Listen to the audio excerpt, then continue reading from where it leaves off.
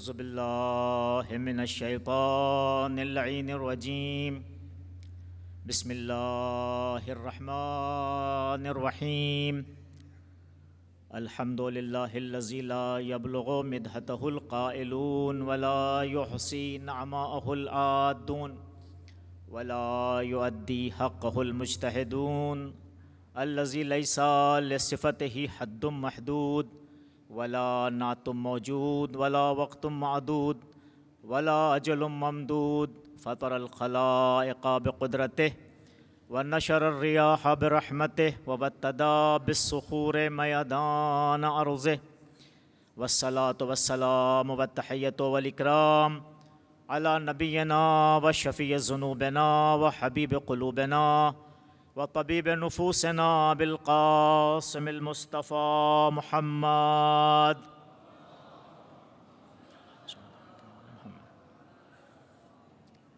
وعلى أهل بيته الطيبين الطاهرين المعصومين المظلومين المنتخبين المنتجبين الذين أذهب الله عنهم الرجس وطهرهم تطهيرا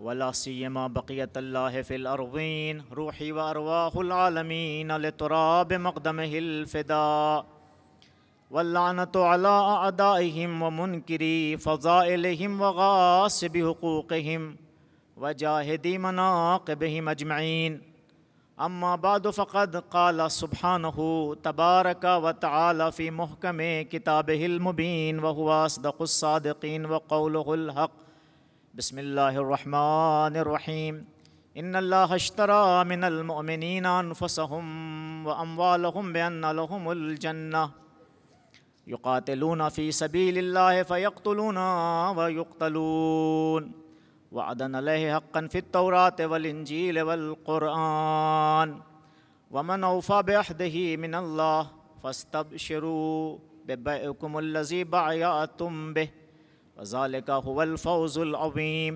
التائبون العابدون الحامدون السائحون الراكعون الساجدون الآمرون بالمعروف والناهون عن المنكر والحافظون لحدود الله وبشر المؤمنين صلى الله محمد وعلى محمد.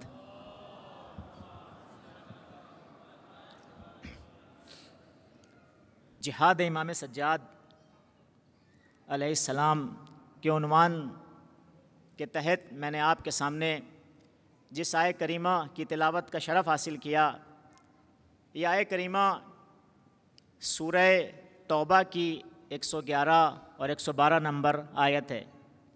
سورہ توبہ قرآن کا بہت اہم سورہ ہے، چونکہ جہاد امام سجاد علیہ السلام کے عنوان سے چند عرائض آپ کے سامنے پیش کرنے ہیں۔ تو جس سورہ کا میں نے آپ کے سامنے انتخاب کیا ہے سورہ توبہ، اسے سورہ برات بھی کہتے ہیں، مختلف اور نام بھی ہیں۔ قرآن کا ایک اہم سورہ اس لیے ہے کہ اس میں جہاد کا تذکرہ بہت زیادہ ہے، اور جہاد کے علاوہ مشرکین کا ذکر ہے۔ اس میں تقریباً 40 آیتیں مشرکین کے سلسلے سے ہیں، اور اس کے بعد 40ویں آیت سے لے کے 129 جو اس میں آیتیں ہیں تقریباً منافقین کا ذکر ہے۔ منافقین کے تذکرے کو قرآن اس میں انجام دے رہا ہے۔ منافقین سے ہمارا رویہ کیسے ہونا چاہیے، منافقین سے ہم کس طرح سے ان کے سامنے پیش آنا چاہیے، منافقین کی حرکتیں کیا ہیں، ان تمام مسائل کو قرآن نے ذکر کیا ہے۔ اور اہم چیز کیا ہے کہ اس کے سامنے جو انبیاء نے، ائمہ نے، مومنین نے کوششیں کی ہیں، ان تمام چیزوں کو قرآن نے اس میں ذکر کیا ہے۔ تو وہ آیہ کریمہ جس کو میں نے آپ کے سامنے سرنامہ سخن قرار دیا، تو سورہ توبہ کی آیت نمبر 111 اور 112 ہے۔ پروردگار اس میں ارشاد فرما رہا ہے کہ مومنین میں سے کیا کہتا ہے، من المؤمن ان اللہ اشترى من المؤمنین، اللہ نے مومنین سے خرید لیا ہے۔ مشتری کون ہے؟ پروردگار۔ خریدار کون ہے؟ پروردگار۔ اللہ خریدنے والا ہے۔ اللہ کون ہے؟ وہ ہمارے مال کو خرید رہا ہے۔ مشتری اللہ ہے، بائے کون ہے؟ ہم اعزان گرامی۔ چیز کیا ہے؟ دیکھیے، جہاں پر ہم کوئی چیز بیچتے ہیں تو چیز الگ ہوتی ہے، ہم الگ ہوتے ہیں اعزان گرامی۔ ہم اپنی گاڑی کو بیچتے ہیں، اپنے کپڑے کو بیچتے ہیں، اپنے کسی مال کو بیچتے ہیں، لیکن اس میں ہم ہی بائے بھی ہیں اور خود اپنے ہی کو اللہ کے ہاتھوں بیچ ہیں ازان گرامی. یعنی ہم بائے بھی ہیں, اس اپنے مال کو بیچنے والے, اور چیز کیا ہے؟ خود ہماری جانیں ازان گرامی, ہمارے اموال ہے. کہاں بیچنا ہے؟ فی سبیل اللہ, اللہ کے راستے میں بیچنا ہے ازان گرامی. تو بہرحال پروردگار کیا کہہ رہا ہے کہ ہمیں وعدہ دے رہا ہے کہ آؤ اپنی جانوں کو, اپنے نفسوں کو اللہ کی راہ میں بیچو. تمہیں کیا ملے گا؟ تمہیں اللہ اس کے بدلے میں جنت عطا کرے گا. اور اللہ کا یہ وعدہ کیسا ہے؟ وعدن, ایسا وعدہ ہے کہ جو اللہ کا وعدہ سب سے زیادہ حق وعدہ ہوتا ہے. اور یہ اللہ نے وعدہ توریت میں بھی کیا ہے, انجیل میں بھی کیا ہے, قرآن میں بھی کیا ہے. یعنی فقط ایسا نہیں ہے کہ یہ جہاد کا حکم پروردگار عالم فقط ہمارے نبی کی امت کو دے رہا ہے, بلکہ ارشاد ہو رہا ہے کہ یہ جہاد کا حکم جیسے نبی کی امت کو دیا گیا ہے, یہ وعدہ الہی, یہ بیع و شراء کہ تم اپنی جانوں کو اللہ کے راہ میں بیچ دو, اپنے اموال کو اللہ کے راہ میں بیچ دو, اور اس کے بدلے میں تم جو جان دو گے, جو اپنے اموال کو دو گے, یہ تو ناچیز چیز ہیں, لیکن اس کے بدلے میں اللہ ہمیشہ باقی رہنے والی جنت دے گا ازان گرامی. تو یہ وعدہ اللہ نے کہاں کیا ہے ازان گرامی؟ توریت میں بھی کیا ہے, انجیل میں بھی کیا ہے, قرآن میں بھی کیا ہے. پھر پروردگار کہہ رہا ہے وَمَنْ أَوْفَىٰ بِعَهْدِهِ مِنَ اللَّهِ, اور تم اللہ سے زیادہ کسی کو اپنے وعدہ کو پورا کرنے والا پا سکتے ہو. اللہ وہ ہے جو اصدق الصادقین ہے, اللہ وہ جو ہے حکم الحاکمین ہے, اللہ وہ ہے کہ جو ہر اعتبار سے اپنے وعدے میں پکا ہے ازان گرامی. ہم اور آپ تو شاید اپنے وعدے کو بھول بھی سکتے ہیں, کبھی اپنے وعدے پہ عمل نہیں کریں گے, لیکن پروردگار نے جو وعدہ کیا اسے کبھی بھول نہیں سکتا ازان گرامی. پھر پروردگار کیا کہہ رہا ہے؟ فَاسْتَبْشِرُوا بِبَيْعِكُمُ الَّذِي بَايَعْتُم بِهِ. دوبارہ کہہ رہا ہے کہ جو لوگ, جو مومنین اس جہاد کے راستے میں اللہ کے اس معاملے کو انجام دیتے ہیں, اس بیع و شراء کو, چونکہ وقت میں گنجائش نہیں بہت سی باتیں چھوڑتے ہوئے, جو بیع و شراء کو انجام دے رہے ہیں, جو لوگ جو اس تجارت کو انجام دے رہے ہیں, پروردگار کیا کہہ رہا ہے؟ یہ تجارت کو کم نہ سمجھنا. اگر تم نے اس تجارت کو انجام دے لیا, فَاسْتَبْشِرُوا بِبَيْعِكُمُ الَّذِي بَايَعْتُم بِهِ, اللہ دوبارہ کہہ رہا ہے تمہیں خوشخبری ہو, یعنی تمہیں بشارت ہو, تم نے اللہ سے وہ معاملہ کیا ہے کہ جس سے بہتر کوئی معاملہ نہیں ہو سکتا ازان گرامی. تم نے اللہ سے وہ تجارت کی ہے کہ جس سے بہتر کوئی تجارت نہیں ہو سکتی ہے. اسی لیے پروردگار دیکھیے اللہ مثالوں کو لے کے آتا ہے. کیوں مثالوں کو لاتا ہے؟ تاکہ ہم معقولات کو محسوسات سے سمجھ سکیں ازان گرامی. دیکھیے معقول باتیں جو سمجھنے والی باتیں ہیں, اگر فقط اس میں توضیح دی جائے, تھیوری پیش کی جائے تو انسان سمجھ نہیں پاتا ہے, لیکن اگر اس تھیوری کو کسی مثال کے ذریعے پیش کر دیا جائے تو انسان کے ذہن میں وہ بات زیادہ راسخ ہو جاتی ہے. اسی لیے پروردگار کیا ہے, جب یہاں پر اس ہماری اطاعت کا ذکر کر رہا ہے, اس اطاعت کو ایک بیع و شراء کہہ رہا ہے ادھر تم بیچو گے اپنی اطاعت کو, ادھر اللہ کیا ہے خرید لے گا ازان گرامی. تو بہرحال یہ اس لیے تاکہ ہم سمجھ سکیں ازان گرامی. تو یہاں پہ کیا کہہ رہا ہے, اگر تم نے یہ بیع و شراء انجام دی تو اس بیع و شراء کا نتیجہ کیا ہوگا ازان گرامی؟ تمہیں بشارت ہے ابھی سے, فَاسْتَبْشِرُوا بِبَيْعِكُمُ الَّذِي بَايَعْتُم بِهِ وَذَلِكَ هُوَ الْفَوْزُ الْعَظِيمُ. پھر کیا کہہ رہا ہے؟ دیکھیے وعدہ دے رہا ہے, بشارت جنت کی دے رہا ہے, پھر کہہ رہا ہے, کیا کہہ رہا ہے پروردگار؟ دوبارہ کہہ رہا ہے کہ تمہیں مبارک ہو, پھر کہہ رہا ہے ذَلِكَ هُوَ الْفَوْزُ الْعَظِيمُ, یہی سب سے بڑی کامیابی ہے, فوز عظیم.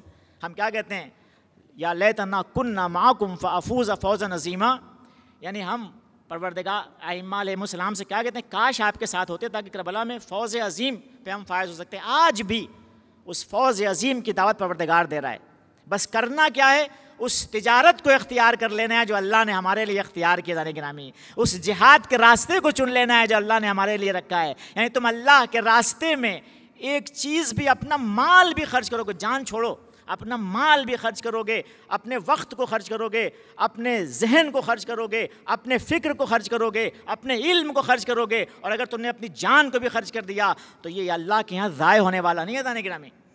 یہ ایسا نہیں ہے کہ ہم نے ایسے ہی دے دیا ہے. تم سوچ رہے ہو کہ ہم نے اس اپنی جان کو, اپنے خون کو نچھاور کر دیا ہے, اس زمین پہ بہا دیا ہے, لیکن اللہ اسے ایسا اٹھائے گا, ایسا بلند کرے گا کہ جو اللہ کے علاوہ ہیں, چونکہ وہ مٹنے والے ہیں, ان کے کام بھی مٹ جائیں گے. چونکہ اللہ ہمیشہ باقی رہنے والا ہے, تو جو اللہ کی راہ میں کام ہوگا وہ بھی ہمیشہ باقی رہے گا. ایک صلوات بھیجی بر محمد و آل محمد.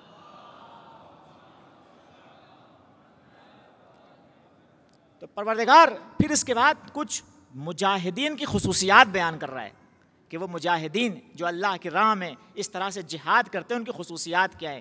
بس چونکہ مقدمتاً بعض باتیں ہیں، پھر اپنے موضوع کی طرف آنا ہے اس میں، تاکہ سمجھ سکیں کہ امام سجاد کا جہاد کتنی اہمیت رکھتا ہے عزیزان گرامی۔ آپ دیکھیے پہلی خصوصیت وہ لوگ جو اللہ کی راہ میں جہاد کر رہے ہیں، التائبون عزیزان گرامی۔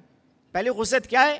بس چونکہ زیادہ بس خالی خلاصتاً بیان کرتے ہوئے اصل مطلب پہ آنا ہے، التائبون، اللہ کی راہ میں جہاد کرنے والے، جو اپنے مال کے ذریعے جہاد کرتے ہیں، اپنی جانوں کے ذریعے جہاد کرتے ہیں، ان کی پہلی خصوصیت کیا ہے؟ التائبون۔ دیکھیے ان اللہ اشتری من المؤمنین، وہاں مجرور تھا، لیکن جب اس کی صفت لا رہا ہے پروردگار تو التائبون یعنی کیا لا رہا ہے؟ رف لا رہا ہے۔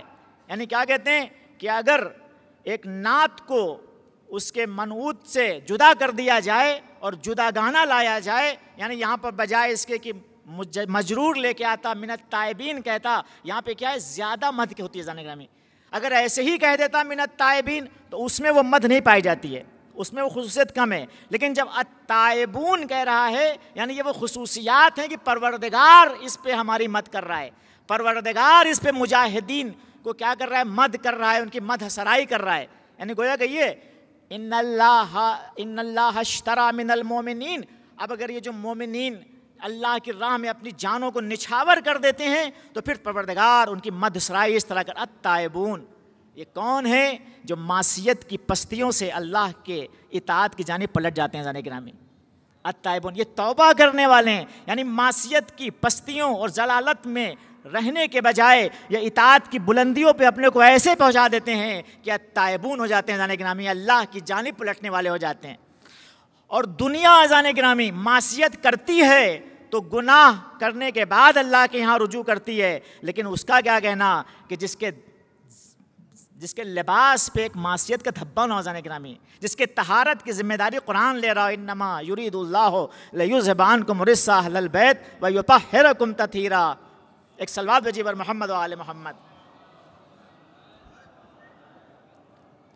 تو عزیزان گرامی دنیا وہ ہے کہ جو معصیت کے بعد اللہ کی بارگاہ میں رجوع کرتی ہے تاکہ توبہ کرے، لیکن اہل بیت وہ ہیں، امام سجاد وہ ہیں کہ جو ہمیں توبہ کرنے کا سلیقہ سکھاتے ہیں، کبھی مناجاتوں کے ذریعے، کبھی دعا کے ذریعے۔ اگرچہ انہوں نے کوئی معصیت نہیں انجام دی ہے لیکن اس کے باوجود ہمیں سکھا رہے ہیں کہ اللہ کے راہ میں کیسے پلٹا جاتا ہے، اللہ کے راستے میں کیسے رہا جاتا ہے، ایک اطاعت گزار زندگی کیسے گزاری جاتی ہے عزیزان گرامی۔ ایک صلوات بھیجیے بر محمد و آل محمد۔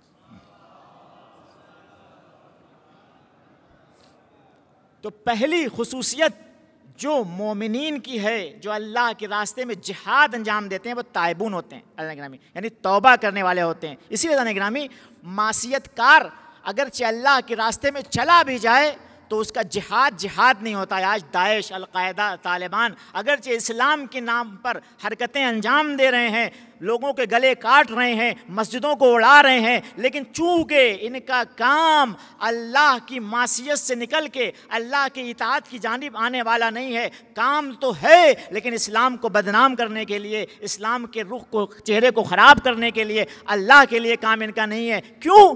چونکہ کام تو ہے، وہ اپنے کو کہہ تو رہے ہیں جہاد، لیکن جہاد کرنے والے توبہ کرنے والے ہوتے ہیں، جہاد کرنے والے معصیت کے راستے سے ہٹ کے اطاعت کے راستے پہ آنے والے ہوتے ہیں۔ ایک صلوات بھیجیے بر محمد و آل محمد۔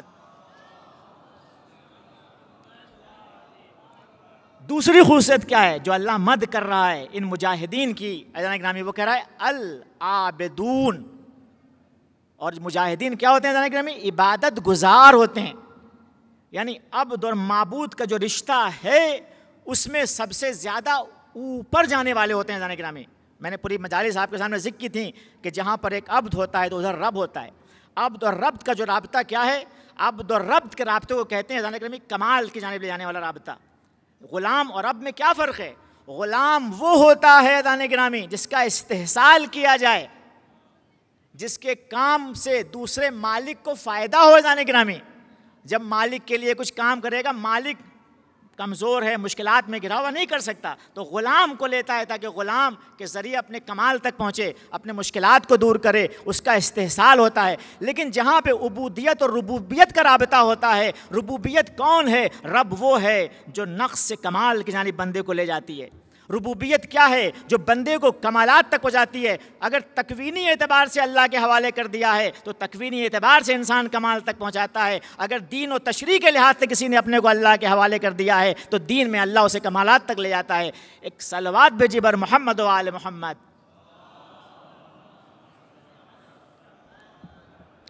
تو جانا کہ دوسری خصوصیت جو مجاہدین کی پروردگار بیان کر رہا ہے وہ کیا ہے؟ کہ وہ عابدون ہوتے ہیں.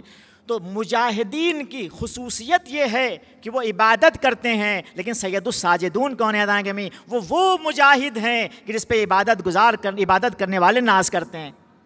سید الساجدین ایسے عابد ہیں کہ فقط عابد نہیں ہے بلکہ زین العابدین ہیں.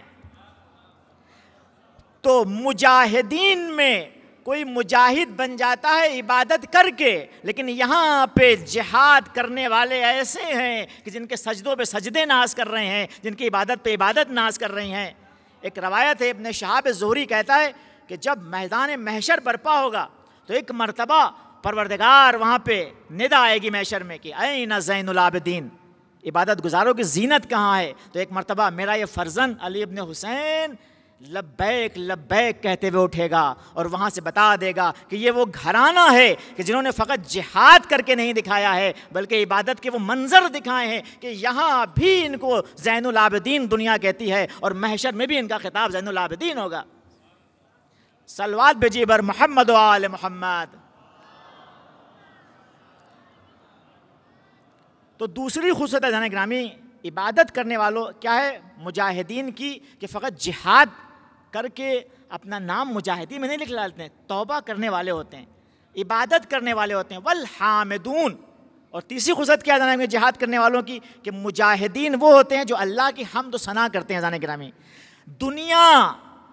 اگر آپ دنیا کے تمام مکاتب فکر پہ نگاہ ڈال لیے، تمام آئیڈیالوجیز پہ نگاہ کر لیجئے، تمام نظریات کو آپ دیکھ لیجئے، کہیں بھی آپ کو اللہ کی حمد کا وہ سلیقہ نہیں ملے گا جو اہل بیت نے سکھا دیا. جانے گرامی تو دنیا میں مجاہد وہ ہوتا ہے جو اپنے جہاد کے بعد اس کی زبان پہ اللہ کا ذکر ہو، اللہ کا شکر ہو، اللہ کی حمد ہو. لیکن اہل بیت وہ ہیں کہ جہاں سے حمد کا سلیقہ سکھا جاتا ہے. جانے گرامی اہل بیت وہ ہیں کہ جہاں سے حمد کیسے کی جاتی ہے دنیا کو یہ سکھایا جاتا ہے. جانے گرامی تو اہل بیت نے یہ کر کے دکھایا اور اس طرح سے سکھایا ہے کہ جانے گرامی وہ جملوں کے فقرات ہم دعا کرتے ہیں. ہمارے دعا کیوں ہوتی ہے؟ تاکہ اللہ سے کچھ طلب کریں، اللہ سے کچھ مانگنے کے لیے دعا کرتے ہیں، اللہ کی تعریف. لیکن اہل بیت جب دعا کرتے ہیں تو دیکھتے ہیں کہ عبد کا کمال کیا ہے. عبد کو دکھانے، اے پروردگار میں تیرا عبد ہوں، تو غنی ہے میں فقیر ہوں. یعنی جب اہل بیت دعا کرتے ہیں تو دعا میں اللہ کی ایسی تعریف کرتے ہیں کہ اپنے مدعا سے زیادہ اپنی عبودیت کے نقص کو ظاہر کرتے ہیں اور اس ربوبیت کے کمال کو ظاہر کرتے ہیں. دنیا جب اللہ کے سامنے دعا کرتی ہے، اللہ کی حمد کرتی ہے تو کچھ مانگنے کے لیے کرتی ہے. لیکن جب اہل بیت دعا کرتے ہیں تو بتاتے ہیں اے رب تو کیسا رب ہے، میں کیسا بندہ ہوں. ایک صلوات بھیجیے بر محمد و آل محمد. تو جانے گرامی ایک بات کیا ہوتی ہے کہ جو مجاہدین ہوتے ہیں، تیسری خصوصیت بس آپ کے جہاں تک لے جانا چاہ رہا تھا وہاں پہنچ جائے گا. السائحون. کون ہوتے ہیں جانے گرامی مجاہدین؟ السائحون. یہاں پہ سائحون کے معنی سیام بھی رکھا گئے ہیں، لیکن جو بعض مفسرین نے لکھا ہے یہاں پہ سائحون سے مراد یہ کہ وہ سفر کرتے ہیں اللہ کے راستوں میں. تو پہلی بات کیا ہے جانے گرامی کہ وہ کیا ہیں جو مجاہدین ہیں، ان کی پہلی صفت یہ ہے کہ ان کی زبان پہ اللہ ہوتا ہے. مجاہدین کون ہیں؟ جن کا عمل اللہ کے لیے ہوتا ہے. مجاہدین کون ہیں دانے گرامی؟ کہ جن کے زبان پہ اللہ کا ذکر ہوتا ہے، جن کے عمل میں اللہ ہوتا ہے، جن کے قدم بھی کیا ہیں اللہ کے راستے میں اٹھتے ہیں. دانے گرامی پھر امام کیا کہتے ہیں قرآن کی آیت میں کیا ہے؟ الراکعون والساجدون. چوتھی اور پانچویں اور چھٹی صفت کیا ہے مجاہدین کی؟ کہ وہ رکوع و سجود کرنے والے ہوتے ہیں. دانے گرامی بہرحال سجدے بہت نے کیے ہیں، لیکن ادانے گرامی راکع اور ساجد ہونے والا ایک مجاہد کب ہوتا ہے؟ جبکہ فقط جہاد کے راستے میں آ جانا یہ جہاد نہیں ہے ادانے گرامی، یہ جہاد کو بدنام کرنا ہے. اصلی مجاہد وہ ہے جو قرآن کی صفات سے پورا اپنے کو ادانے گرامی کھڑا اترے. وہ کیا ہے؟ اس کی زبان پہ بھی اللہ ہو، اس کے عمل میں بھی اللہ ہو، اس کے قدم بھی اللہ کے راستے میں جا رہے ہوں، ہر طرح سے فقط اللہ کے، اس کی پیشانی بھی عظمت خدا کے سامنے جھک رہی ہو، اس کا تواضع بھی اللہ کے لیے ہو. تو جہاں پر ایک انسان انفرادی لحاظ سے ایسا ہو وہ اصلی مجاہد ہوتا ہے. یعنی کیا ہو؟ مجاہد ایسا ہو کہ توبہ یعنی اللہ کے لیے، دل اس کا اللہ کے لیے، اس کا عمل اللہ کے لیے عابدون، وہ کیا ہے، اس کی زبان اللہ کے لیے حامدون، سائحون، اس کے قدم فقط اللہ کے راستے میں اٹھ رہے ہوں، اس کا تواضع اور انکساری فقط اللہ کے لیے ہو، اس کا سر فقط اللہ کے سامنے، یعنی پوری زندگی کا ہر جز جب اللہ کے لیے ہو جائے گا تو وہ حقیقی مجاہد ہوتا ہے عزیزان گرامی۔ ایک صلوات بھیجیے بر محمد و آل محمد۔ لیکن عزیزان گرامی اسلام میں فقط اس کو مجاہد نہیں کہتے ہیں کہ جو اپنے کو سدھار لے، اپنی زبان پہ فقط اللہ اللہ ہو، اپنا سر فقط اللہ کے سامنے جھکا لے، اپنے سجدے اس کے فقط اللہ کے لیے ہوں، بلکہ مجاہد وہ ہے جو فردی اور انفرادی اور انڈیویجول اپنے کو صحیح کرنے کے بعد وہ ہے الآمرون بالمعروف والناہون عن المنکر۔ عزیزان گرامی جہاں تک آپ کو لانا چاہ رہا تھا کہ مجاہد کی جو سب سے بڑی خصوصیت ہے عزیزان گرامی وہ کیا ہے کہ وہ فردی صحیح ہونے کے بعد ایک مجاہد وہ ہوتا ہے جو سماج کو صحیح کرنے کی ذمہ داری اپنے کاندھوں پہ لیتا ہے۔ عزیزان گرامی سب سے اہم ذمہ داری ایک مجاہد کی کیا ہے کہ وہ عامل بالمعروف ہوتا ہے، الآمرون بالمعروف، یعنی ایک بار نہیں، فعل مضارع یعنی استمرار پہ دلالت کرتا ہے، یعنی اس کی زندگی ہمیشہ معروفات یعنی اچھائیوں کی جانب حکم میں گزرتی ہے، اور فقط اچھائیوں کی جانب حکم نہیں دیتا ہے، وَالنَّاهُونَ عَنِ الْمُنْكَرِ، اور کیا ہے گرامی منکرات سے بھی سماج کو روکتا ہے۔ یہیں تک میں آپ کو لانا چاہ رہا تھا کہ امام سجاد وہ مجاہد ہیں عزیزان گرامی، وہ عظیم تلاش اور کوشش کرنے والے ہیں کہ جن کا جہاد اگر ایک طرف سے دین بچا رہا ہے، ایک طرف سے اسلام کو حفاظت کر رہا ہے، ایک طرف خود سازی اگر اپنی ہے، اپنی خود سازی کر رہے ہیں، عبادتوں میں سید الساجدین ہیں، عبادت میں زین العابدین ہیں، عبادت میں ذو الصفنات کا لقب پا رہے ہیں، تو فقط ذو الصفنات نہیں ہیں، فقط سید الساجدین نہیں ہیں، فقط زین العابدین نہیں ہیں، بلکہ یہ وہ مجاہد ہے کہ جس کی زبان اور جس کے ذہن میں اللہ کا ذکر ہونے کے ساتھ ساتھ اس کے تمام افعال اللہ کے لیے اس طرح سے ہیں کہ سماج کا سب سے بڑا کوشش کرنے والے ذات کا نام سید الساجدین عزیزان گرامی ہے۔ کیوں؟ دیکھیے عزیزان گرامی چونکہ قرآن کیا کہہ رہا ہے، الآمرون بالمعروف والناہون عن المنکر، اللہ کے راستے میں جہاد کرنے والوں کی ایک سب سے بڑی خصوصیت کیا ہے کہ ہم بالمعروف اور نہی عن المنکر کرتے ہیں۔ ایک صلوات بھیجیے بر محمد و آل محمد۔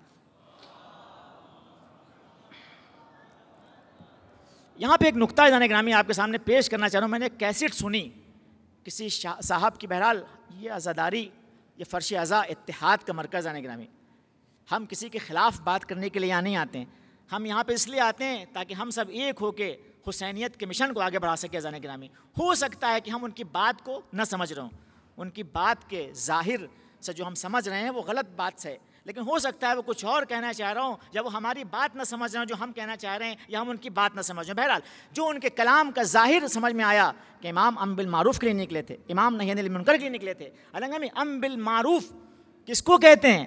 اگر امر بالمعروف اور نہی عن المنکر کو انسان سمجھ لے تو سمجھ جائے گا کہ سید الشہداء کا سب سے بڑے مجاہد ہے کہ نہیں، شہید انسانیت ہیں، شہید اعظم ہیں۔ تو جو شہید اعظم ہو، شہید انسانیت ہو، وہ کیسے ہو سکتا ہے کہ فقط عبادت گزار ہو، اپنی زندگی میں پڑھا ہو، اس نے سماج کے لیے کچھ نہ کیا ہو، امر بالمعروف نہ کیا ہو، نہی عن المنکر کہتے کس کو ہیں؟ دیکھیے ایک ہوتا ہے موعظہ، ایک ہوتی ہے تبلیغ، اور ایک ہوتا ہے امر بالمعروف۔ کیا فرق ہے اس میں؟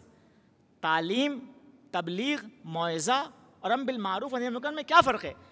تعلیم کہتے ہیں جس کو نہیں پتہ ہے اسے بتانا، تو موعظہ کیا ہے؟ جس کو نہ پتہ ہو اسے بتانے کو کہتے ہیں تعلیم، اسے کہتے ہیں تبلیغ، اسے کہتے ہیں موعظہ، اسے کہتے ہیں نصیحت۔ عزیزان گرامی اس کے سامنے استدلال پیش ہوتا ہے، اس کے سامنے دلیلیں لائی جاتی ہیں، اس کے سامنے نصیحت آمیز قصے بیان کیے جاتے ہیں۔ تو جہاں پر جسے نہ پتہ ہو اسے کچھ بتانے کا نام ہے تعلیم، اسے بتانے کا نام ہے موعظہ، اسے بتانے کا نام ہے تبلیغ، اور جہاں پتہ ہو اور خلاف کر رہا ہو اسے کیا کہتے ہیں عزیزان گرامی؟ جہاں پتہ ہو کہ اسلام کیا ہے، پتہ ہو دین کیا ہے، لیکن اس کے باوجود غلط کام کرے تو یہاں امر بالمعروف کی ضرورت پڑتی ہے عزیزان گرامی۔ یعنی تعلیم پہلے انسان سکھاتا ہے، پہلے بتاتا ہے، جب بتانے کے بعد انسان سمجھ جاتا ہے، اس کے بعد نوبت کس کی آتی ہے؟ اس کے بعد آتے ہیں نمبر عزیزان گرامی امر بالمعروف کا۔ تو آپ بتائیے عزیزان گرامی اہل بیت کیوں آئے تھے؟ اہل بیت آئے تھے تاکہ اہل بیت کا قول کیا ہے؟ وہ تعلیم ہے، اہل بیت کا فعل کیا ہے؟ وہ تعلیم ہے، وہ شریعت کا حکم رکھتا ہے۔ حتیٰ اہل بیت کی تقریر، یعنی اہل بیت کے سامنے کوئی کام انجام دے اور اہل بیت خاموش رہ جائیں، اسے بھی کیا کہتے ہیں عزیزان گرامی؟ یہ بھی ایک شریعت کا حکم ہے عزیزان گرامی۔ یعنی اہل بیت جو انجام دیں، جو کہیں، وہ بھی کیا ہے؟ شریعت. جو بولیں وہ بھی شریعت. جو ان کے سامنے کام انجام ہو وہ سکوت اختیار کر لیں تقیہ کے موارد کو چھوڑ کے, تو وہ بھی کیا ہے؟ دین ہے. جانیں گے یہ دین کیا ہے. اگر جاہل سامنے ہے تو اس کے لیے تعلیم ہے, اس کے لیے موعظہ ہے, اس کے لیے نصیحت ہے. اگر وہ ہے جو زبردستی کیا کر رہا ہے؟ غلط کام انجام دے رہا ہے, اچھائی کو برائی کر رہا ہے, برائیوں کے بجائے اچھائی کر رہا ہے, تو اہل بیت کا ہر فعل یا تو تعلیم اور تبلیغ ہے دانے گرامی, یا امر بالمعروف و نہی عن المنکر ہے. ایک صلوات بھیجیے بر محمد و آل محمد.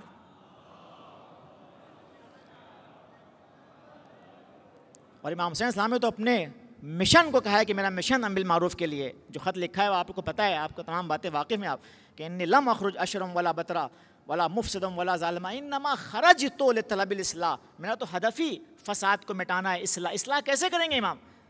اريد ان امر بالمعروف وانهى عن المنکر. فساد مٹانے کا ایک ہی راستہ ہے کہ جو فساد کر رہے ہیں انہیں پتہ ہے یہ فساد ہے, تو میں انہیں اچھائیوں کا حکم دوں گا اور برائیوں سے روکوں گا. کیسے اچھائیوں کا حکم دیں گے؟ ماڈل کیا ہوگا؟ ملاک کیا ہوگا؟ اسیرہ بسیرت جدی وابی علی ابن ابی طالب. انہیں رسول اللہ کی سیرت پہ لے کے آؤں گا, انہیں علی مرتضیٰ کی سیرت پہ لے کے آؤں گا. جانے گرامی, اور امام سجاد جن کو آپ کہتے ہیں, جن کی آج صلوات بھیجیے بر محمد و آل محمد.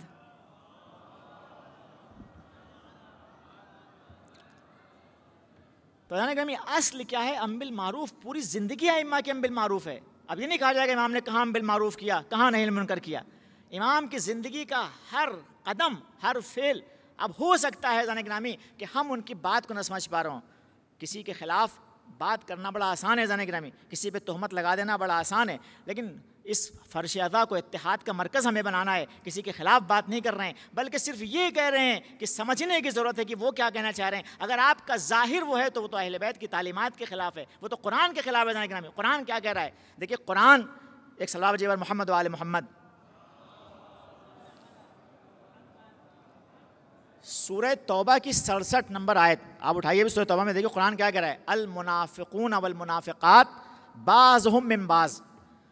پہلی صفت کیا ہے منافقین کی؟ کہ منافقین میں جو ایک منافقین مرد اور عورتیں ہیں وہ کیا ہیں؟ ایک دوسرے کے دوست ہیں, یعنی وہ ان کی مدد کرتے ہیں, وہ ان کی مدد کرتے ہیں. تو پہلی صفت کیا ہے؟ منافق منافق کے ساتھ ہے. دوسری صفت جو منافق کی قرآن میں بیان ہو رہی ہے وہ کیا ہے جانے گرامی؟ کیا کہتے ہیں منافقین کی پہلی صفت کیا ہے؟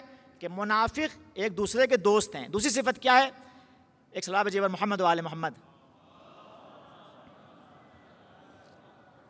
منافق کی دوسری صفت جو قرآن میں والآمرون بالمنکر, وہ کیا کرتے ہیں؟ منکرات کا حکم دیتے ہیں لوگوں کو. اور تیسری خصوصیت جو قرآن منافقین کے بیان کر رہا ہے وہ کیا ہے؟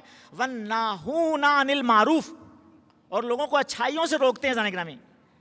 اور تیسری صفت کیا؟ وَيَقْبِضُونَ أَيْدِيَهُمْ, اور اپنے ہاتھوں کو باندھ لیتے ہیں, یعنی نہ انفاق کرتے ہیں, نہ اللہ کے راستے میں کچھ خرچ کرتے ہیں جانے گرامی.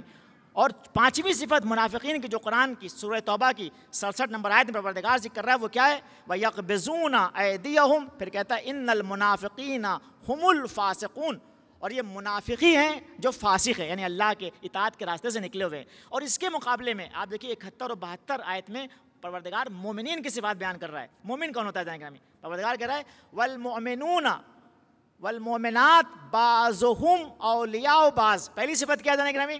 وہاں منافق منافق کا دوست تھا, یہاں مومن مومن کا دوست ہوتا ہے. دوسری صفت جو پروردگار مومنین کے بیان کر رہا ہے وہ کیا ہے؟ یأمرون بالمعروف. وہ کہتے ہیں یأمرون بالمنکر, یہ منافق کی علامت ہے جانے گرامی. اور اس کے مقابلے میں مومن کی علامت کیا ہے؟ یأمرون بالمعروف. اگر مومن ہے تو پوری زندگی امر بالمعروف میں گزرے گی جانے گرامی. تیسری صفت منافقین کی کہتا ہے وہ کہتے ہیں الناہون عن المعروف, وہ اچھائیوں سے روکتے تھے. اور مومنین کیا ہے؟ ینہون عن المنکر ہے جانے گرامی, منکرات سے روکتے ہیں. تو وہاں دیکھیے جو صفات منافق کی صفات کیا ہے؟ کہ وہ منکرات کا حکم دیتا ہے, اچھائیوں سے روکتا ہے. اور مومن کیا ہے؟ کہ جو اچھائیوں کا حکم دیتا ہے وہ برائی سے روکتا ہے. تیسری صفت جانے گرامی مومنین کی کیا ہے؟ یقیمون الصلاۃ. جانے گرامی منافق کی صفت کیا تھی؟ نسوا اللہ فانساہم, وہ اللہ کو بھول جاتا ہے تو اللہ اسے بھلا دیتا ہے. اب دیکھیے منافق کیا ہے؟ چونکہ جب کام کر رہا ہے اسلام کا لباس پہن کے اسلام کو مٹانے کے لیے کام کر رہا ہے, تو اس منافق کا جانے گرامی کیا انجام ہوگا؟ نسوا اللہ, ایسا کام کیوں کر رہا ہے؟ چونکہ اللہ کو بھول گیا ہے, قیامت کو بھول گیا ہے, اسلام کو بھول گیا ہے, توحید کو بھول گیا ہے. فانساہم, اللہ نے ان کو بھلا دیا جانے گرامی. لیکن یہاں پر جو مومنین ہیں وہ کیا ہیں؟ یقیمون الصلاۃ، ہمیشہ اللہ کو یاد کرتے ہیں، ہمیشہ اللہ کا ذکر کرتے ہیں، ہمیشہ اللہ کا شکر کرتے ہیں، ہمیشہ نمازیں پڑھتے ہیں.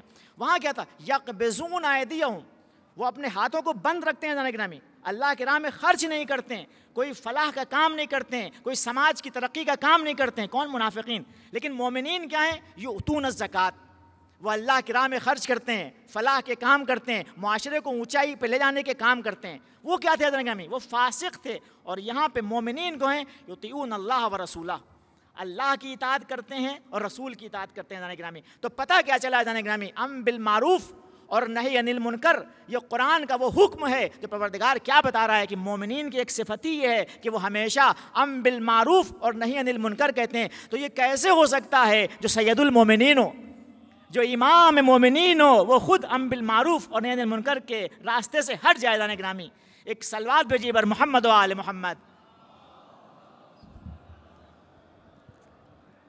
بہت سی آیات ہیں حضرت گرامی جس میں مسلسل امر بالمعروف کا تذکرہ ہے. کنتم خیر امۃ اخرجت للناس، تم بہترین امت تھے. کیوں؟ جو کہ امر بالمعروف اور نہی عن المنکر کرتے ہو.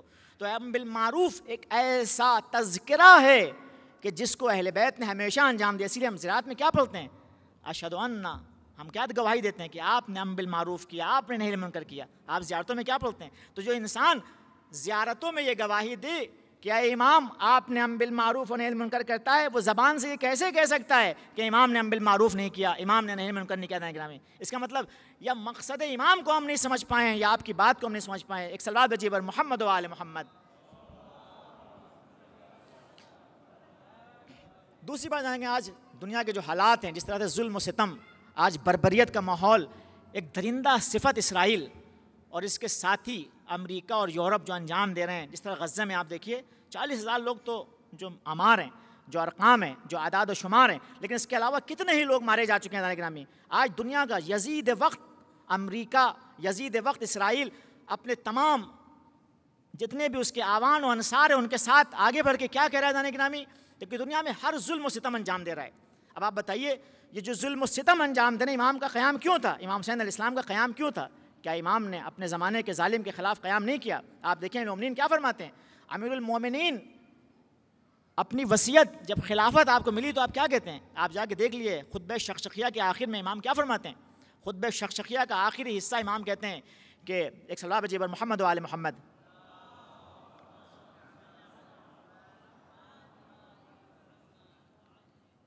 وقت زیادہ ہو گیا ہے، وقت میں گنجائش نہیں، بس آپ کی زحمت کو تمام. والذی برع النسمہ وفلق الحبہ، قسم ہے والذی فلق الحبہ، قسم ہے اس خدا کی جو دانے کو شکافتہ کرتا ہے، وبرع النسمہ، اور جو جانوں کو خلق کرتا ہے، انسانوں کو خلق کرتا ہے. کیا کہتے ہیں امام؟ کہ لولا حضور الحاضر وقیام الحجت بوجود الناصر، اگر یہ لوگ اتنے نہ آئے ہوتے اور ان لوگوں کی تعداد سے قیام کے لیے جو ہمارے ساتھ دینے کے لیے لوگ آئے ہیں، اگر اس سے حجت تمام نہ ہوتی. وما اخذ اللہ علی العلماء ان لا یقاروا علی قزت ظالم وصغب مظلوم لالقیت حبلها علی غاربها ولسقیت آخرها بکأس اولها. امام کیا کہتے ہیں کہ اگر اللہ نے علماء سے یہ عہد نہ لیا ہوتا، لیکن لو آتا ہے، لو کیا ہے؟ اس کا مطلب عہد لیا ہے، لو امتناعیہ ہے نا حضرت گرامی، یعنی اس کا مطلب ایسا نہیں کہ ایسا نہیں ہوگا، حتماً اللہ نے عہد لیا ہے. لو وما اخذ اللہ علی العلماء، اگر اللہ نے علماء سے یہ عہد نہ لیا ہوتا، ان لا یقار علی قزت ظالم، کہ ظالم کی شکم پوری پہ خاموش نہ بیٹھے حضرت گرامی، ولا صغب مظلوم، اور مظلوم کی جو بھوک ہے، جو مظلوم کی حضرت گرامی، جو ظالم جو مظلوم کی ہر چیز کو چھین لیتا ہے، اس ظالم کے مقابلے پہ اگر انسان، اللہ نے کیا عہد لیا علماء سے کہ ان لا یقاروا، خاموش نہ بیٹھیں. اگر امام کیا کہتے ہیں کہ اگر ظالم کے خلاف قیام کو، مظلوم کی حمایت کا اللہ نے علماء سے عہد نہ لیا ہوتا تو کیا ہے؟ لالقیت حبلها علی غاربها، تو میں اس خلافت کی مہار کو اسی اونٹ پہ ڈال دیتا ہے، اسی اونٹ کی پشت پہ. ولسقیت آخرها بکأس اولها، اور جیسے پہلے کو میں نے سیراب کر دیا تھا آخری کو بھی سیراب کر دیا. یعنی امام ظاہری خلافت کیوں قبول کر رہے ہیں؟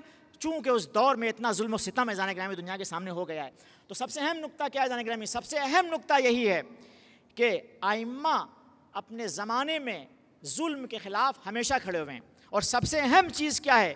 امام حسین علیہ السلام نے اپنے خطبے میں ارشاد فرمایا، مقام بیضا پہ آپ کیا فرماتے ہیں کہتے ہیں کہ رسول اللہ کا قول نقل کرتے ہیں، یہ نہیں کہتے کہ میں کہہ رہا ہوں، کہتے ہیں سمعت جدی رسول اللہ یقول، میرا رسول اللہ میرے جد کیا کہتے تھے کہ من رعا سلطانا جائرا مستحلا لحرم اللہ ناکسا احدا مخالفا لسنت رسول اللہ ویفعل بعباد اللہ بالاسم والعدوان ولم یغیر علیہ بقول ولا فعل کان حقا علی اللہ ان یدخلہ مدخلا۔ امام کیا کہہ رہے ہیں پیغمبر نے کہا ہے، کیا کہا ہے؟ من رعا سلطانا جائرا، جو بھی ظالم کو دیکھے ظالم میں، اب امام کہہ رہے ہیں میں اس کا ایک مصداق ہوں کہ میرے سامنے یزید جیسا ظالم ہے، میرے سامنے عمر سعد جیسا ظالم ہے، میرے سامنے شمر جیسا ظالم ہے، میرے سامنے خولی جیسا ظالم ہے، میرے سامنے ہرملہ جیسا ظالم ہے، تو میں ان کے سامنے ہے ہاتھ من نزلہ، گردن تو کٹ سکتی، جھک نہیں سکتی ظالم گرامی۔ تو یہاں پر امام کیا کریں، میں کیا کر رہا ہوں جب میں ان ظالموں کے سامنے آتا ہوں تو میں قیام کر رہا ہوں، اس کا مطلب نہیں کہ خالی امام نے ظلم کے خلاف قیام کیا ہے، یہ کربلا کا پیغام امام دے رہے ہیں، رسول اللہ کی حدیث بیان کر کے کہ رسول اللہ بھی یہی چاہتے ہیں، اور میں بھی تمہیں بتا رہا ہوں کہ ظالم کے خلاف کھڑا ہونا کربلا کا ایک پیغام ہے۔ جانے گرامی امام کیا کریں، من رعا، دیکھیے من شرطیہ ہے، پہلے جملے شرط آیا ہے، ابھی ختم نہیں ہو جملے شرط، من رعا، جو دیکھے ایسے ظالم کو، بادشاہ کو، جو کیا کرے جانے گرامی، جو اللہ کی سنتوں کو بدل دے، حرام کو حلال بنا دے، عہد الہی کو توڑ دے دانے گرامی، اور کیا کرے، رسول اللہ کی سنت کی مخالفت کرے، اور کیا ہے، بندوں کے ساتھ ظلم کرے، بندوں کے ساتھ معصیت کا راستہ اپنائے۔ پھر ابھی جملے شرطیہ پہ عطف ہوتا ہے ولم یغیر، اور دیکھنے کے بعد انسان نہ اس کے خلاف قول سے مخالفت کرے نہ اپنے فعل سے مخالفت کرے۔ تو امام جواب شرط کیا ہے، کانا حقا علی اللہ ان یدخلہ مدخلا، تو اللہ کو کیا حق ہے کہ اس ساکت رہنے والے کو بھی اللہ اس ظالم کے ساتھ محشور کرے۔ جانے گرامی یعنی امام کیا کریں، کربلا کا پیغام یہ ہے، کیا ہے کہ ظلم کے خلاف آواز اٹھانا ہے، جانے گرامی ظلم کے خلاف ہمیں بلند ہونا ہے۔ کیوں؟ ہمارے سامنے ظالم کون ہے، ہؤلاء لزموا طاعۃ الشیطان وترکوا طاعۃ الرحمن واظہروا الفساد واستأثروا بالفیء حللوا حرام اللہ وحرموا حلال اللہ۔ امام باقاعدہ خطبہ کہتے ہیں کہ یہ جو میرے سامنے لوگ ہیں، یہ جو یزید ہے، یہ جو معاویہ ہے، یہ جو نسل بنی امیہ ہے، یہ جو نسل کیا کہتے ہیں، یہ ہمارے سامنے بنی مروان ہے، یہ کون ہے جو ظلم و ستم دنیا میں کر رہے ہیں؟ تو پیغام کربلا یہی ہے جانے گرامی کہ انسان ظلم کے خلاف اٹھے گا، لیکن ظلم کے خلاف اٹھنے کا الگ الگ انداز ہے۔ اسی لیے امام سجاد علیہ السلام صحیفہ سجادیہ کی 8 نمبر دعا میں کیا فرماتے ہیں، اے اللہ میں تیری پناہ مانگتا ہوں، اللہم انی اعوذ بک، کس بات سے، ان اعضد ظالما، کہ میں کسی ظالم کا ہمکار بن جاؤں، اور نخذل ملہوفا، یا کسی مظلوم کی میں حمایت کو چھوڑ دوں۔ جانے گرامی کربلا کیا سکھاتی ہے، کربلا یہی سکھاتی ہے کہ کس طرح ظالم کے مقابلے پہ کھڑا ہوا جاتا ہے، کس طرح مظلوم کا ساتھ دیا جاتا ہے۔ تو جانے گرامی ظلم کے خلاف کھڑا ہونا یہی کربلا کا پیغام ہے، مظلوم کی حمایت جانے گرامی کربلا کا پیغام ہے، چاہے مظلوم اس زمانے کا ہو، چاہے مظلوم اس زمانے کا ہو، چاہے ظالم اس دور کا ہو، چاہے ظالم اس دور کا ہو۔ ایک صلوات بھیجی بر محمد و آل محمد۔ وقت کے دوران میں گنجائش نہیں رضانے گرامی، امام سجاد کا جہاد کیا تھا؟ امام سجاد کا جہاد یہی تھا کہ نفاق کے سامنے کھڑے ہوئے تھے رضانے گرامی، نفاق کے چہرے سے جو کربلا میں شہادت امام حسین علیہ السلام سے نقاب الٹی گئی تھی، اس کے مقابلے میں امام سجاد نے کیا کیا تھا، اس پیغام کو دنیا کے گوشے گوشے تک پہنچا دیا تھا۔ بس آخری بات اور آپ کی زحمت تمام، اسی آیتوں سے پہلے قرآن میں ایک ذکر رضانے گرامی، جو آیت نمبر 111 اور 12 ہے، اس سے پہلے آیت نمبر 107 سے 110 تک پروردگار مسجد زرار کا تذکرہ کر رہا ہے۔ منافقین نے، دیکھیے منافقین فتح مکہ کے بعد اتنا زیادہ قوی ہو گئے ہیں، مضبوط ہو گئے ہیں منافقین، کہ یہ اسلام کو مٹانے کے لیے، دیکھیے پہلے کیا تھے، جنگ بدر میں، جنگ احد میں، جنگ خندق میں، جنگ خیبر میں، جنگ حنین جب بات ہوئی، ہر جگہ کافر اور مشرک اپنے اصلی چہرے کے ساتھ اسلام کے مقابلے پہ آیا ہے۔ لیکن گرامی پیغمبر کے زمانے ہی سے منافقین کی ایک سازش شروع ہو گئی۔ انہوں نے کیا کیا کہ اسلام کا چولا پہنا، اسلام کا لبادہ اوڑھا، اسلام کی نقاب لگانے کے بعد اسلام کے مقابلے میں آئے۔ اس کا پہلا جو کام ہے وہ بہت سے ہیں، مثلا جنگ حنین میں پیغمبر کو قتل کرنے کی سازش کی، یا جنگ تبوک سے واپسی پر وہ جو مقام عقبہ ہے وہاں پہ پیغمبر کو قتل کرنے کی سازش ہوئی، بہت سے مقامات پر پیغمبر کے خلاف سازشیں کی ہیں۔ یہاں پر ایک مسجد زرار ہے جانے گرامی، جس کا قرآن میں ذکر ہے۔ دیکھیے مسجد مسلمان بناتے تھے، پیغمبر نے پہلی مسجد قباء بنائی ہے، پھر آ کے مسجد نبی بنائی ہے، مدینہ کے باہر تھی پہلے مسجد قباء، مسجد نبی مدینہ کے اندر تھی، آبادی سے باہر مسجد قباء تھی، آج ایک مدینہ کے ایک محلے میں مسجد قباء ہے۔ تو منافقین عزیزان گرامی اٹھے، اور اٹھنے کے بعد چونکہ بس آخری جملہ اور آپ کے ذہن میں تمام کہ امام سجاد کی آپ اہمیت کو سمجھ سکیں، امام سجاد نے کیا کام کیا ہے، کس طرح سے جہاد کیا ہے، کس طرح سے کوششیں کی ہیں، کس طرح سے اسلام کو بچایا ہے امام سجاد کے اس جہاد نے۔ دیکھیے عزیزان گرامی، منافقین نے کیا کام کیا؟ مسجد زرار کو تعمیر کیا۔ مسجد زرار کون تھی عزیزان گرامی؟ مسجد تھی۔ مسجد اللہ کا گھر ہوتا ہے، مسجد وہ جگہ ہے جہاں سے انسان اللہ سے نزدیک ہوتا ہے۔ مسجد کا احترام ہے، نجس نہیں کر سکتے آپ اس کو، ہے کہ نہیں بتائیے؟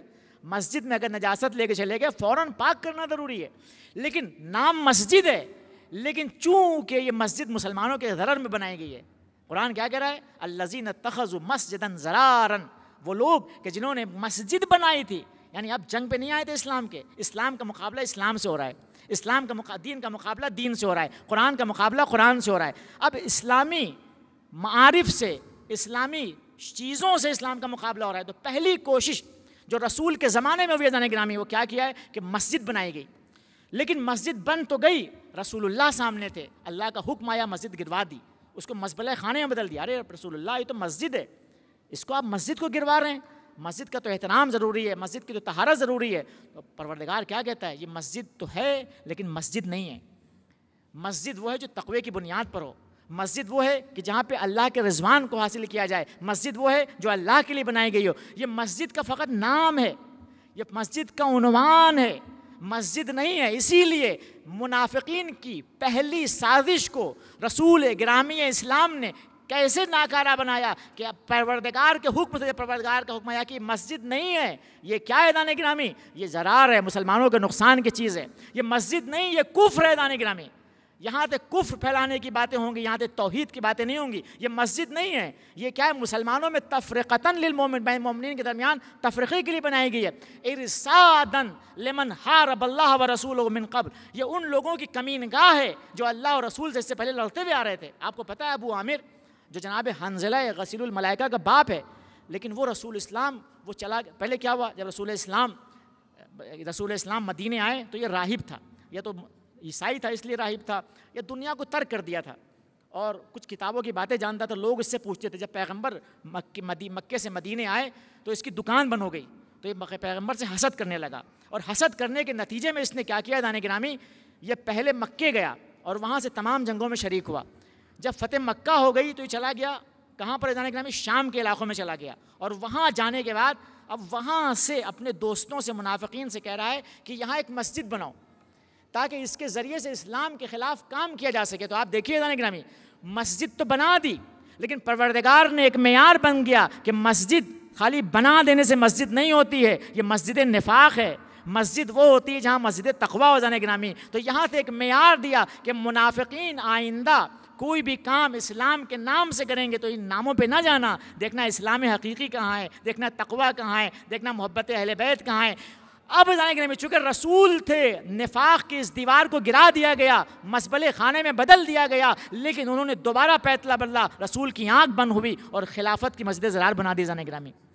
رسول اللہ نے غدیر میں جس امام کا اعلان کیا تھا اس امام کے مقابلے میں دوبارہ سقیفہ میں ایک دوسرا مسجد زرار جیسا سسٹم بنا دیا جانے گرامی۔ تو اب یہاں سے ایک رسول اللہ نے ایک معیار دے دیا کہ یہ نہ دیکھنا کہ خلیفہ کا نام ہے، یہ نہ دیکھنا کہ امام کا نام ہے، دیکھنا کہ یہ امام غدیری امام ہے جسے اللہ نے بنایا ہے، یا سقیفائی نام ہے جسے اللہ کے امام کے مقابلے میں بنایا گیا ہے۔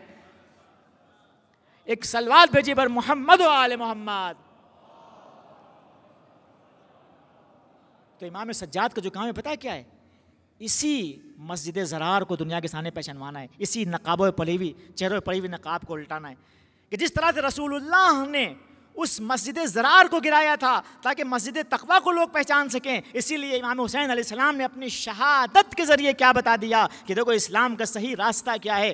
وقت میں چونکہ گنجائش نہیں ورنہ بیان کرتا، معاویہ نے جو حرکتیں کی ہیں دانے گرامی، معاویہ نے جو کام کیے ہیں، اسلام کا چہرہ مسخ ہو گیا تھا، اسلام مٹ گیا تھا، اسلام کا فاتحہ پڑھ دیا تھا دانے گرامی، لیکن امام حسین علیہ السلام نے اپنی شہادت سے جب اس اسلام کو بچایا ہے تو سید سجاد نے اس خون اور شہادت کے پیغام کو دنیا میں پہنچا دیا، اس طرح سے پہنچایا ہے کہ اگر آپ دیکھیے تو امام سجاد ہر دعا میں اللہم صلی علی محمد و آل محمد پڑھ لیں۔ کیوں؟ وہاں پر 70,000 ممبروں سے علی کے خلاف سب و شتم ہو رہا ہے. یہاں امام سجاد کون ہے کہ جہاد کر رہے ہیں, ہر دعا میں صلوات پڑھ رہے ہیں. وہاں پہ کیا تھا کہ حی علی خیر العمل کو اذانوں سے نکال دیا ہے. مدینے میں فقط امام سجاد ہیں جو حی علی خیر العمل پڑھ رہے ہیں.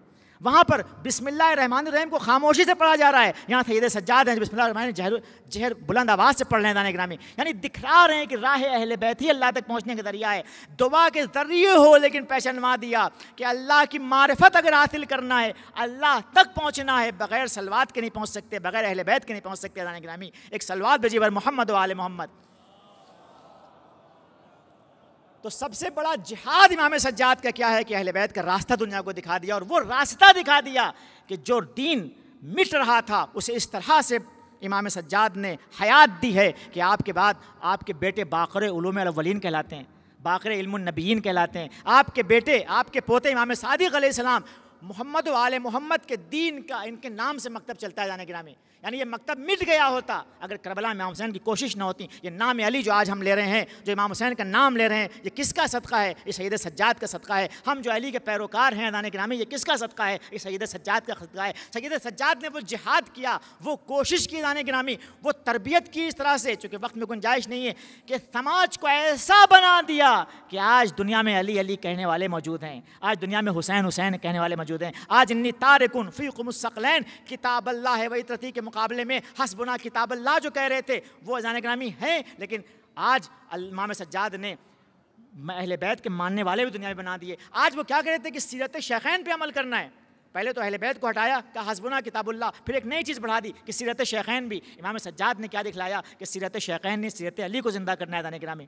سیرت شیخین کے بعد انہوں نے رائے کو بڑھا دیا, اہل بیت کہیں بھی نہ لایا. پہلے حسبنا کتاب اللہ کہہ کے اہل بیت کو مٹایا, پھر سیرت شیخین لا کے اہل بیت کو ہٹایا گیا, پھر کیا کیا رائے اور اجتہاد لے کر آ گئے تاکہ اہل بیت کو کہیں نہ لانا پڑے. تو امام سجاد کی کوششوں نے کیا کیا دانے گرامی کہ ان کے حسبنا کتاب اللہ کے دعوے کو جھوٹا دکھلا دیا, ان کے سیرت شیخین کے دعوے کو جھوٹا دکھلا دیا, ان کی عدالت صحابہ کے دعوے کو جھوٹا دکھلا دیا. اور اس کے بعد جب رائے اور اجتہاد کے سسٹم کو بنایا گیا آپ کے بعد, تو امام صادق نے دکھلا دیا کہ رائے اور اجتہاد کا سسٹم باطل ہے. اول من قاس ہوا ابلیس, وہ راستہ اسلام کا راستہ نہیں ہے, وہ ابلیس کا راستہ ہے. اگر تمہیں اسلام کے راستے پہ آنا ہے تو انی تارکن فیکم الثقلین کتاب اللہ و اطرتی اہل بیتی, قرآن و اہل بیت کے راستے پہ آنا پڑے گا. ایک صلوات بھیجیے بر محمد آل محمد. یہ امام سجاد کا جہاد ہے دانے گرامی. امام سجاد نے یہ جہاد کیا ہے کہ اس طرح سے اہل بیت کے راستے کو دنیا کو دکھلایا, راہ علی کو پہچانوایا ہے دانے گرامی, راہ اہل بیت کو پہچانا ہے. اپنی زندگی نچھاور کر گئی لیکن علی کو پہچانوا دیا دنیا کے سامنے. اور کیوں نہ ہو دانے گرامی, چونکہ یہ بیٹا کس کا ہے؟ یہ علی ابن ابی طالب کا بیٹا ہے. یہ کون ہے جن کے رگوں میں علی ابن ابی طالب کا خون ہے دانے گرامی؟ اور آج اور ہم اور آج جو حق کا ساتھ دے رہے ہیں. اسی لیے میں نے کیا کہا تھا وہاں پر کہ کربلا کی لڑائی دو گروہوں کی لڑائی نہیں ہے, دو گٹوں کی چیپکلش نہیں ہے, بلکہ حق و باطل کی لڑائی ہے. یہاں پہ حق کے راستے کو دکھانے کے لیے امام نے خون دیا, اور سید سجاد اور جناب زینب نے اپنے پیغام کے ذریعے اس پیغام کو دنیا تک پہنچا دیا. یزید کے دربار میں آپ کا خطبہ, یزید کے دربار کو ہلا کے رکھ دیا اس نے دانے گرامی, اس کی چونوں کو ہلا دیا, اس قصر خضرا کو گرا دیا جو معاویہ نے بنایا تھا اپنی سلطنت کے لیے دانے گرامی, اہل بیت پہ لعنت کرتا تھا. اس سب و شتم والے ممبر سے علی کے وہ فضائل بیان کر دیے کہ دنیا دیکھتی رہ گئی دانے گرامی.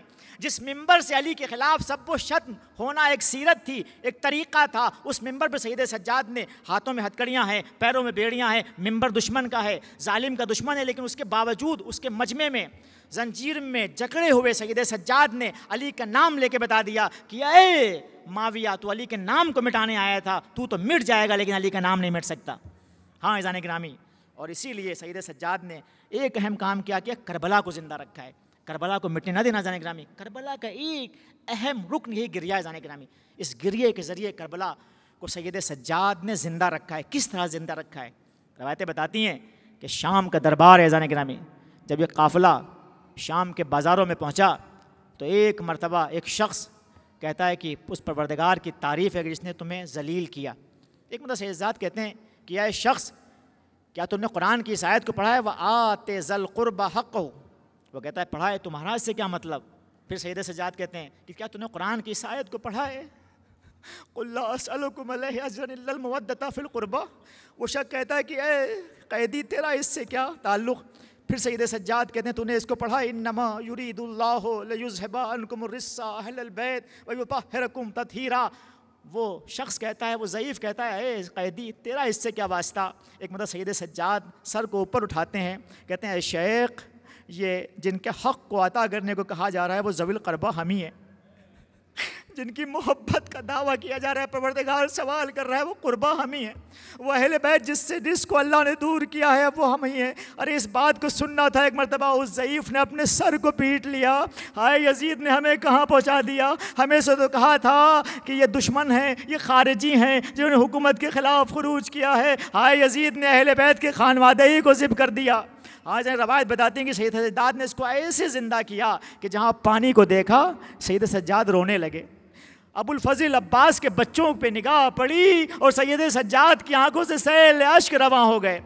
روایتیں بتاتی ہیں کہ کوئی سید سجاد کے سامنے جانور ذبح نہیں کرتا تھا۔ ایک مرتبہ سید سجاد ایک جگہ سے گزر رہے ہیں، اب جو گزر ہوا تو کیا دیکھا کہ ایک شخص ہے جو اپنے جانور کو ذبح کر رہے ہیں، نزدیک گئے، اے شخص کیا تو نے اس جانور کو ذبح کرنے سے پہلے اسے پانی دیا ہے کہ نہیں دیا ہے؟ وہ شخص کہتا ہے مولا ہماری تو یہ سیرت ہے، ہماری تو یہی طریقہ ہے کہ جب کسی بھی جانور کو ہم ذبح کرنے کے لیے لے کے آتے ہیں تو اس کا احترام کرتے ہیں، اسے خوب پانی پلاتے ہیں، چھری کو تیز کر لیتے ہیں تاکہ اسے زیادہ تکلیف نہ ہو اور گلا جلدی کٹے۔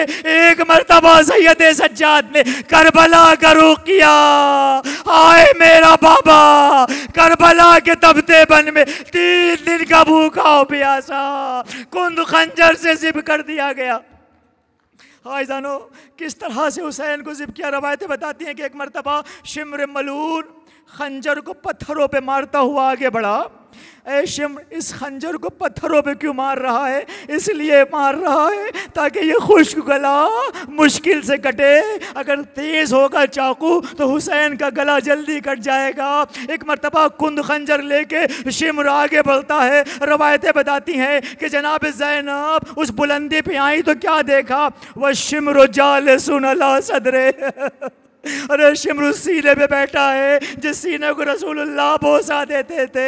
ایک مرتبہ حسین نے اس حالت میں بھی زینب کو اشارہ کیا، زینب خیمے میں گئیں، کیا دیکھا، شمر کا خنجر چلا، زمین کربلا کو زلزلے آئے، فرات کا پانی نیزو اچھلا، سیاہ آندھیاں چلی۔ ایک مرتبہ سید سجاد کے شانے کو ہلایا، اے سید سجاد یہ کربلا میں کیا ہو رہا ہے؟ پھوپھی اماں ذرا خیمے کا پردہ ہٹائیے۔ اب جو خیمے کا پردہ ہٹا تو کیا دیکھا، امام وقت کا سر نوک نیزہ پہ بلند ہے۔ سید سجاد نے سر بیٹ لیا، السلام علیکہ یا ابا عبداللہ، السلام علیکہ یا ابن رسول اللہ۔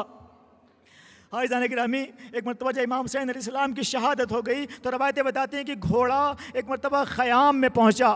جیسے ہی گھوڑا خیام میں پہنچا بیبیاں گھوڑے کے چاروں طرف جمع ہو گئیں، بالی سکینہ آ کے ایک مرتبہ گھوڑے کے سمو سے لپٹ گئی، اے میرے بابا کے گھوڑے اتنا بتا دے کہ میرا بابا آخری وقت پیاسا مارا گیا یا میرے بابا کو وقت آخر پانی ملا۔ عزیزان گرامی یہ پیاس وہ چیز ہے کہ جس کے لیے اہل بیت روتے رہے جانے، کیوں نہ روئیں۔ امام حسین نے آپ کو بھی اسی لیے آخری وقت کیوں یاد کیا ہے پتہ آپ کو؟ ہمیں اور آپ کو جب یاد کیا ہے جب سید سجاد کے پاس آئے تو کیا کہے؟ بس آخری مصائب کا فقرہ اور آپ کی زحمت تمام۔ امام سجاد کے پاس جب آخری وقت آئے وصیتیں کرنے گئے تو کہتے ہیں لیتکم فی یوم عاشوراء جمیعا تنظرونی کیف استسقی لطفلی فابو یرمونی۔ اے میرے شیعو تم کربلا کے میدان میں ہوتے تو دیکھتے کہ میں اپنے ششمائے کے لیے ارے کیسے پانی مانگ رہا تھا، ارے انہوں نے پانی تو نہ دیا، تیرے سے شوبہ سے علی اصغر کو امام کے ہاتھوں پہ ذبح کر دیا، فانقلب الصبی علی ید الامام۔ ہاں عزیزان گرامی علی اصغر اپنے باپ کے ہاتھوں پہ ذبح ہو گئے، ایک قطرہ پانی نہ ملا۔ اللہ لعنت اللہ علی قوم الظالمین، سیعلم الذین ظلموا ای منقلب ینقلبون، انا للہ و انا الیہ راجعون۔ ماتم حسین۔